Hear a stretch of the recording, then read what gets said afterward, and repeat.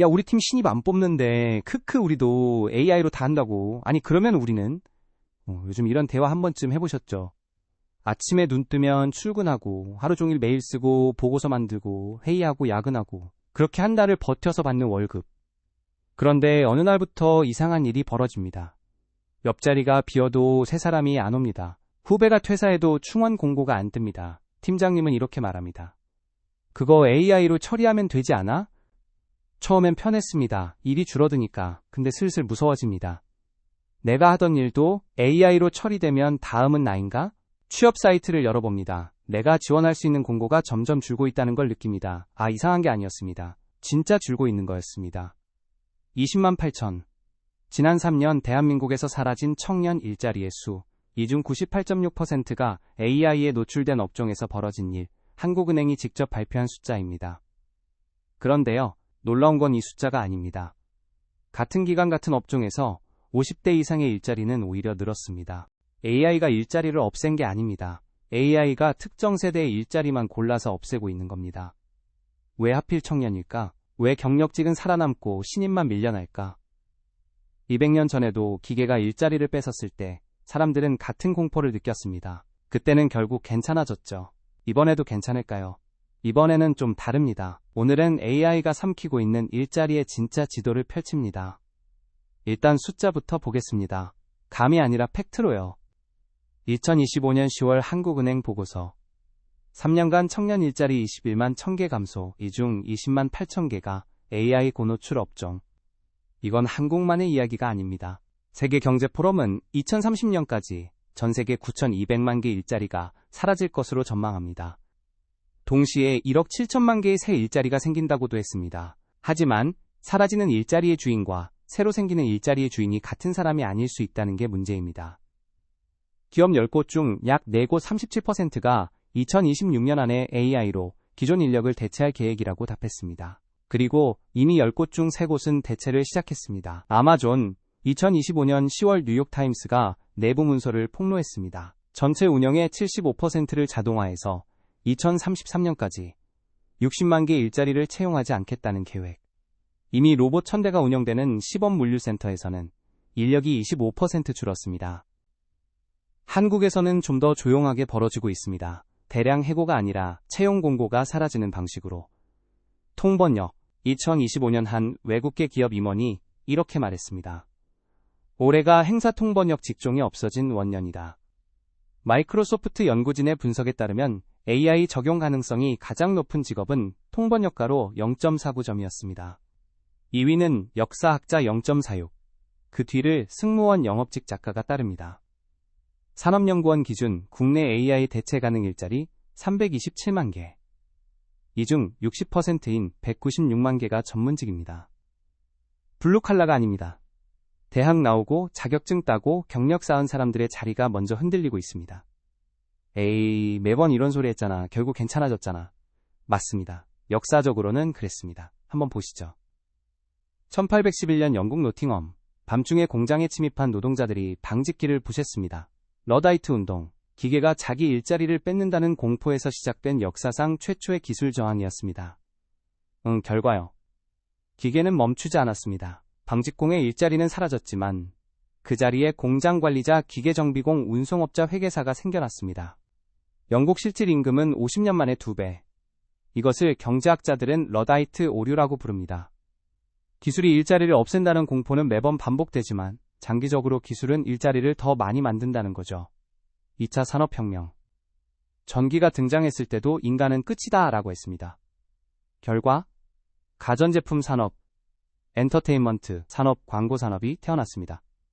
3차 산업혁명. 컴퓨터가 사무실에 들어왔을 때 타자수 교환원 부기 담당자가 사라졌습니다. 하지만 프로그래머, 웹 디자이너, 데이터 분석가가 등장했죠. ATM이 은행 창구 직원을 없앨 거라고 했지만 실제로 은행 지점은 오히려 늘었습니다. 단순 업무에서 해방된 직원들이 자산관리와 상담이라는 더 가치 있는 일을 하게 됐으니까요. 200년의 데이터가 말합니다. 기술혁명 때마다 일부 직업은 사라지지만 전체 일자리는 항상 늘었다. 자, 여기까지 들으면 안심이 되시죠? 그래, 이번에도 새로운 직업이 생기겠지. 역사가 증명하잖아. 저도 그렇게 생각하고 싶었습니다. 근데 데이터를 더 파보니까 이번에는 그 공식이 안 맞을 수도 있다는 신호가 보이기 시작했습니다. 러다이트 오류가 작동하려면 전제 조건이 하나 있습니다. 사람이 적응할 시간이 있어야 한다는 겁니다. 방직공의 아들은 기계정비공이 될 수 있었습니다. 타자수에 따른 프로그래머가 될 수 있었습니다. 한 세대의 시간이 있었으니까요. 그런데 이번에는 그 시간이 없습니다. 균열 하나, 속도. 증기기관이 영국 전역에 퍼지는데 약 80년. 컴퓨터가 사무실 표준이 되는데 약 30년. 인터넷이 전 세계에 퍼지는데 약 15년. 챗GPT 2달, 1억 명. 이건 기술 보급이 아니라 폭발입니다. 한 세대가 아니라 한 해 단위로 직업 지형이 바뀌고 있어요. 적응할 시간 자체가 없는 겁니다. 균열 둘, 방향. 과거의 기술혁명은 아래에서 위로 대체했습니다. 육체노동 먼저, 그 다음 단순 사무직. AI는요, 위에서 아래로 내려옵니다. 국제통화기금 기준 전 세계 일자리 40%가 AI에 노출. 선진국은 60%. 산업연구원은 국내 AI 대체 가능 일자리 327만 개 중 60%인 196만 개가 전문직이라고 분석했습니다. 대학에서 4년 투자하고 자격증 따고 경력 쌓아서 올라간 자리, 그 자리가 먼저 흔들리고 있어요. 이게 과거랑 결정적으로 다른 점입니다. 러다이트 때는 숙련공이 무너지면 더 고급 일자리로 올라가면 됐습니다.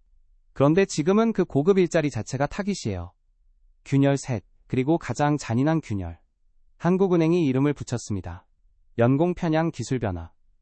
같은 3년 같은 AI 고노출 업종에서 청년 일자리는 20만 8천 개 줄었고 50대 이상은 14만 6천 개 늘었습니다. 왜? 기업의 논리는 단순합니다. 신입에게 시키던 자료 정리 번역 기초 분석 보고서 초안. 이제 AI가 합니다. 더 빠르고 더 싸게. 그래서 신입을 안 뽑고 AI를 관리할 수 있는 경력직만 남깁니다. 과거 기술혁명이 더 고급 일자리로 올라가라는 사다리를 줬다면 AI 혁명은 그 사다리의 첫 번째 칸을 없애버렸습니다. 올라갈 계단이 사라진 거예요. 자, 여기까지 들으면 답답하실 겁니다. 그래서 어쩌라고? 맞습니다. 당연히 가만히 있는 사람만 있는 건 아닙니다. 지금 사람들이 선택하고 있는 생존 전략들이 있습니다. 하나씩 보겠습니다. 현재 시장에서 가장 많이 이야기되는 AI 시대 생존 전략 5가지로 정리됩니다. 전략 하나, 리스킬링. 코딩을 배우고 데이터 분석을 익히고 AI 도구 자격증을 따라 가장 많이 들리는 조언이죠. 실제로 효과가 있습니다. 프라이스워터하우스쿠퍼스 2025년 보고서에 따르면 AI 스킬을 보유한 노동자는 그렇지 않은 노동자보다 평균 임금이 높았습니다. 링크드인 데이터에서도 AI 관련 직무 채용 공고는 38% 증가했습니다. 가장 직관적이고 즉시 실행 가능한 전략입니다. 전략 둘, AI 올라타기. AI를 적으로 보지 말고 도구로 써라. 같은 회계사라도 AI를 활용해 10배의 클라이언트를 관리하면 대체되는 게 아니라 몸값이 올라간다. 달라스 연방준비은행의 2026년 2월 연구가 이걸 뒷받침합니다. AI에 노출된 직종 중에서도 암묵적 지식과 현장 경험의 가치가 높은 곳에서는 오히려 임금이 상승하고 있다고요. 직업을 바꾸지 않고도 경쟁력을 높일 수 있는 전략입니다.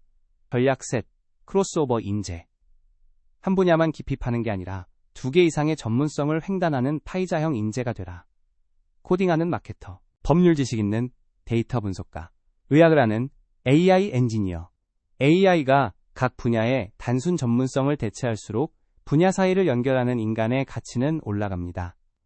장기적으로 가장 높은 희소성을 갖는 전략입니다. 전략 넷, 피지컬 시프트. AI가 못하는 건 결국 물리적 세계입니다. 대관공 전기기사, 간호사 물리치료사. 손과 몸이 필요한 직종은 AI 대체율이 극히 낮습니다. 수요는 증가하는데 공급이 부족한 구조적 우위가 있는 영역입니다. 전략 5, 1인 창업. AI 도구를 활용해서 혼자서도 이전에 팀이 하던 일을 할 수 있는 시대. 콘텐츠 제작, 컨설팅, 교육, 커머스. AI가 생산성 도구가 되면 1인 기업의 진입 장벽이 극적으로 낮아집니다. 리스킬링, AI 올라타기, 크로스오버, 피지컬 시프트, 1인 창업. 다 좋은 전략입니다. 실제로 성공 사례도 있고 데이터도 뒷받침하고 있죠. 그런데요, 솔직히 말씀드려도 될까요? 이 전략들 대부분의 사람에게는 안 통합니다. 하나씩 뒤집어 보겠습니다. 리스킬링의 한계. 코딩 배워라. AI 도구 익혀라. 맞는 말입니다. 그런데 현실을 보세요. 하루 10시간 일하고 퇴근하면 녹초가 된 직장인이 주말에 코딩 부트캠프를 들을 수 있을까요? 대출 갚으면서 6개월 무급으로 새로운 분야를 학습할 수 있을까요? 리스킬링은 시간과 돈이라는 자원이 필요합니다. 그런데 AI에 가장 먼저 밀려나는 사람들은 대부분 그 자원이 부족한 사람들이에요. 리스킬링이 답이 되려면 학습할 여유가 있어야 하는데 AI에 밀리는 사람일수록 그 여유가 없습니다. 이게 구조적 모순이에요. AI 올라타기의 한계. AI를 도구로 활용해서 10배 생산성을 내라. 멋진 말이죠. 그런데 한 사람이 10배 생산성을 내면 회사는 10명을 쓰던 걸 1명으로 줄입니다. AI를 올라탄 1명은 살아남지만 나머지 9명은요. 개인의 관점에서는 정답이지만 사회 전체로 보면 이 전략이 확산될수록 총 일자리는 오히려 줄어듭니다. 크로스오버 인재의 한계. 두 개의 전문성을 가지라는 건 하나도 제대로 갖추기 어려운 사람에게는 사치입니다. 그리고 더 근본적인 문제가 있어요. AI의 발전 속도를 보세요. 올해 안전하다고 생각한 분야 조합이 내년에는 AI가 그 교차점까지 커버할 수 있습니다. 교차점을 아무리 만들어도 AI가 그 교차점을 따라잡는 속도가 인간보다 빠르면 결국 쫓기는 건 마찬가지예요. 피지컬 시프트의 한계. 비교적 유효한 전략입니다. 다만 그래서 모두가 배관공이 되자는 대안이 될 수 없죠. 모든 사무직 노동자가 물리적 직종으로 전환하는 건 현실적으로 불가능하고 그 시장도 포화됩니다. 1인 창업의 한계. 생존자 편향. 성공한 1인 창업자는 유튜브에 나오지만 실패한 99명은 나오지 않습니다. 그리고 AI가 진입장벽을 낮춘다는 건 나뿐만 아니라 모두에게 해당됩니다. 진입장벽이 낮아진 시장은 경쟁이 폭발하고 수익은 빠르게 레드오션이 됩니다. 정리하면 이겁니다. 지금 시장에서 이야기되는 전략들은 전부 개인이 더 열심히 하라는 메시지예요. 더 배워라, 더 활용해라, 더 융합해라, 더 뛰어라. 그런데 파도가 밀려오는데 더 빨리 수영해 라는 게 답이 될 수 있을까요? 어쩌면 질문 자체가 잘못된 건 아닐까요? 지금까지 모든 전략의 전제는 하나였습니다. AI 시대에 살아남으려면 어떤 기술을 가져야 하는가? 머니 디코더는 이 질문을 바꾸자고 제안합니다. 어떤 기술을 가져야 하는가가 아니라 어떤 위치에 서야 하는가? 기술은 따라잡힙니다. 오늘 배운 AI 도구는 내년에 더 좋은 버전이 나옵니다. 하지만 위치는 다릅니다. 역사에서 답을 가져오겠습니다. 1차 산업혁명 때 방직기를 부순 노동자는 몰락했습니다. 방직기를 배운 정비공은 살아남았습니다. 하지만 가장 큰 부를 거머쥔 건 방직기를 부수지도 배우지도 않은 사람이었습니다. 방직기를 산 사람, 공장을 소유한 사람, 즉 기술을 쓰는 쪽이 아니라 기술이 만드는 흐름 위에 선 사람이 이겼습니다. AI 시대도 마찬가지입니다. AI를 배우는 것은 필요합니다. 하지만 그것만으로는 부족합니다. 중요한 건 AI가 만들어내는 경제적 흐름, 돈의 이동 산업의 재편 가치의 이동, 이걸 읽고 그 흐름 위에 서는 겁니다. 머니 디코더가 제안하는 세 가지 원칙. 원칙 하나. 노동자의 눈이 아니라 자본의 눈으로 보세요. 내 직업이 안전한가가 아니라 AI 때문에 돈이 어디로 이동하고 있는가를 물어야 합니다. AI가 통번역을 대체하면 통번역가는 위기입니다. 하지만 AI 번역 도구를 만드는 회사, AI 학습 데이터를 공급하는 플랫폼 AI 도입 컨설팅을 하는 업체, 여기에는 돈이 몰리고 있습니다. 러다이트 시대에도 방직기에 밀린 노동자는 가난해졌지만 방직기 제조사의 주식을 산 사람은 부자가 됐습니다. 원칙 둘. AI가 대체하는 직업을 보지 말고 AI가 대체 못하는 문제를 보세요. AI는 답을 줍니다. 빠르고 정확하게. 하지만 AI는 질문을 만들지 못합니다. 우리 회사가 3년 후에도 존재하려면 어떤 시장에 들어가야 하는가? 이 데이터에서 아직 아무도 발견하지 못한 기회는 뭔가? 고객이 말로 표현하지 못하는 불편함은 뭔가? 이런 질문을 던질 수 있는 사람은 AI가 아무리 발전해도 대체할 수 없습니다. 왜냐하면 이건 기술의 문제가 아니라 관점의 문제니까요. 원칙 셋. 가장 현실적인 이야기. AI가 일자리를 줄이면 그 이익은 누구에게 갑니까? 기업에 갑니다. 주주에게 갑니다. 아마존이 60만 일자리를 자동화하면 그 절감된 비용은 아마존의 이익이 됩니다. 그 이익은 주가에 반영되고 주주에게 돌아갑니다. AI 시대의 가장 잔인한 진실은 이겁니다. 노동의 가치는 떨어지고 자본의 가치는 올라간다. 그렇다면 아무리 작은 규모라도 노동소득만이 아니라 자본소득의 파이프라인을 만드는 게 구조적인 답입니다. 코딩을 배워라 라는 조언보다 AI 수혜 기업의 현금 흐름을 분석하는 눈을 길러라 라는 조언이 10년 뒤에 더 가치 있을 수 있습니다. 정리합니다. 기술을 쫓지 마세요. 흐름을 읽으세요. 직업을 지키려 하지 마세요. 위치를 바꾸세요.